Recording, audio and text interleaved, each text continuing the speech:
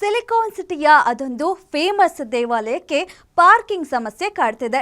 ದಿನನಿತ್ಯ ಬರೋ ಸಾವಿರಾರು ಭಕ್ತರಿಗೆ ಪಾರ್ಕಿಂಗ್ ಟೆನ್ಷನ್ ಹೆಚ್ಚಾಗಿತ್ತು.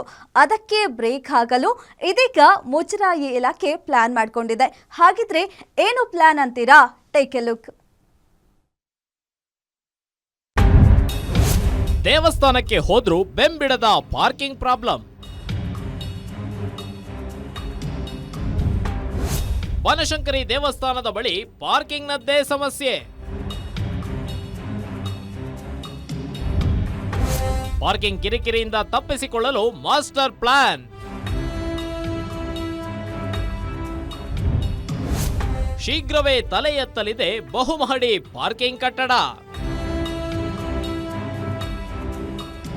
ಹೌದು, ಸಿಲಿಕಾನ್ ಸಿಟಿಯ ಪ್ರಮುಖ ದೇವಾಲಯಗಳಲ್ಲಿ ಒಂದಾಗಿರುವ ಬನಶಂಕರಿ ದೇವಾಲಯದಲ್ಲಿ ಪಾರ್ಕಿಂಗ್ ಸಮಸ್ಯೆ ಕಾಡುತ್ತಿದೆ. ದಿನನಿತ್ಯ ದೇವಾಲಯಕ್ಕೆ ಸಾವಿರಾರು ಭಕ್ತರು ಬರ್ತಿದ್ದು, ಭಕ್ತರ ವಾಹನಗಳ ನಿಲುಗಡೆಗೆ ಪಾರ್ಕಿಂಗ್ ಸಮಸ್ಯೆ ಎದುರಾಗಿದೆ.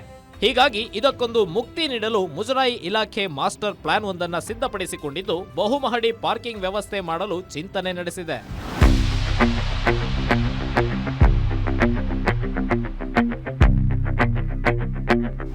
ಹೌದು, ಮಂಗಳವಾರ ಶುಕ್ರವಾರ ಬಂದ್ರೆ ಸಾಕು ಬನಶಂಕರಿ ದೇವಾಲಯ ಭಕ್ತರಿಂದಾಗಿ ತುಂಬಿ ತುಳುಕುತ್ತದೆ. ಆದ್ರೆ ದೇವಾಲಯದ ಪಾರ್ಕಿಂಗ್ ಮಾತ್ರ ಚಿಕ್ಕದಾಗಿದ್ದು, ಭಕ್ತರ ವಾಹನಗಳನ್ನು ನಿಲ್ಲಿಸಲು ಅಸಾಧ್ಯವಾಗ್ತಾ ಇದ್ದು, ದೇವಸ್ಥಾನದ ಹೊರಭಾಗದ ರಸ್ತೆಯಲ್ಲಿ ವಾಹನ ಪಾರ್ಕ್ ಮಾಡೋ ಸ್ಥಿತಿ ನಿರ್ಮಾಣವಾಗಿದೆ. ಇದರಿಂದಾಗಿ ಟ್ರಾಫಿಕ್ ಸಮಸ್ಯೆ ಕೂಡ ಎದುರಾಗುತ್ತಿದೆ. ಹೀಗಾಗಿ ದೇವಾಲಯ ಆವರಣದಲ್ಲಿ ಒಂದು ಬಹುಮಹಡಿ ಪಾರ್ಕಿಂಗ್ ವ್ಯವಸ್ಥೆ ಮಾಡಲು ಚಿಂತನೆ ಶುರುವಾಗಿದೆ. ಈಗಾಗಲೇ ದೇವಾಲಯದಿಂದ ಪ್ರಸ್ತಾವನೆ ನೀಡಲಾಗಿತ್ತು. ಇದೀಗ ಮುಜರಾಯಿ ಇಲಾಖೆ ಅಸ್ತು ಅಂದಿದ್ದು, ಜಾಗ ಕೂಡ ನಿಗದಿ ಮಾಡಿದ್ದು, ಕಾಮಗಾರಿ ಶುರುವಾಗೋದೊಂದೇ ಬಾಕಿ ಇದೆ. ಮತ್ತೆ ಪಕ್ಕದಲ್ಲಿ ಒಂದು 16,000 ಅಡಿ ಜಾಗ ಇದೆ. ಅಲ್ಲಿ ಮಲ್ಟಿ ಸ್ಟೋರಿಡು ಕಾರ್ ಪಾರ್ಕಿಂಗ್ಗೆ ಪ್ರಪೋಸಲ್ ಕಳಿಸಿ ಅಂತ ಹೇಳಿದ್ದೀನಿ. 16,000 ಅಡಿನಲ್ಲಿ ಒಂದು 18,000 ಅಡಿ ಒಂದು 4-5 ಫ್ಲೋರ್ ಕಟ್ಕೊಂಡ್ರೆ ಸಾಕಷ್ಟು ಸಂಖ್ಯೆಯಲ್ಲಿ ಕಾರ್ಗಳನ್ನು ನಿಲ್ಲಿಸ್ಬೋದು. ಅದು ಎಷ್ಟು ನಂಬರ್ ಬರುತ್ತೋ ಕರೆಕ್ಟಾಗಿ ಸರಿಯಾಗಿ ಅದು ಆಮೇಲೆ ಗೊತ್ತಾಗುತ್ತೆ. ಒಟ್ಟಿನಲ್ಲಿ ಕಾರಲ್ಲಿ ಬರುವಂಥವ್ರಿಗೆ ಇಲ್ಲೇನಾಗುತ್ತೆ, ಎಲ್ಲ ರಸ್ತೆಯಲ್ಲಿ ಹಾಕ್ತಾರೆ, ಸಮಸ್ಯೆ ಜಾಸ್ತಿ. ಆ ಪಾರ್ಕಿಂಗು ಬೇಗ ಪ್ರಪೋಸಲ್ ಕಳಿಸಿದ್ರೆ ಅಲ್ಲಿ ನಾನು ಅನುಮತಿ ಕೊಡಿಸ್ತೀನಿ.